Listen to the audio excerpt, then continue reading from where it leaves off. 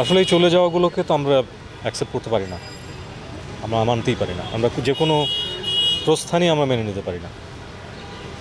জুয়েল ভাইয়ের প্রস্থান মেনে নিতে পারছি না, শাফিন ভাইয়ের প্রস্থান মেনে নিতে পারছি না।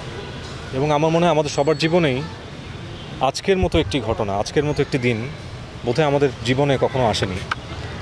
একই দিনে এই দুটো মানুষ আজকে শায়িত হচ্ছেন, তাদের আজকে একই দিনে দাফন হচ্ছে একই জায়গায়। এটা আমি মনে করি যে এটা একটা ভয়ঙ্কর রকম বেদনার একটি জায়গা।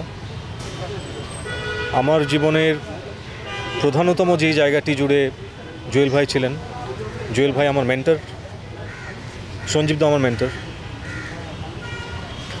এবং জুয়েল ভাইয়ের কারণে আমি গান গাওয়া শুরু করেছিলাম। আমার যে একটা অ্যালবাম হওয়া উচিত এই আইডিয়া আমাকে জুয়েল ভাই দিয়েছিলেন। তো জুয়েল ভাইয়ের কারণে আমার প্রথম গান গাওয়া শুরু, জুয়েল ভাইয়ের কারণে আমার প্রথম অ্যালবাম শুরু। আর আজকে আমি যা কিছু তার পেছনে জুয়েল ভাই, সঞ্জীব দা।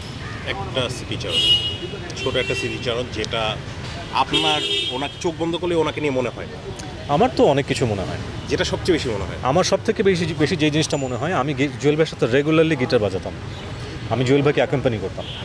আর জুয়েল ভাই তো অসাধারণ সুন্দর গান করেন, এবং জুয়েল ভাই যখন পারফর্ম করতেন আমি রেগুলারলি জুয়েল ভাইয়ের সাথে বাজাতাম এবং ডেডিকেটেডলি জুয়েল ভাইয়ের সাথে বাজাতাম। এটা এটা এটা এটা এই বিষয়ে আমি কিছু জানি না, আমি কিছু বলতে পারবো না।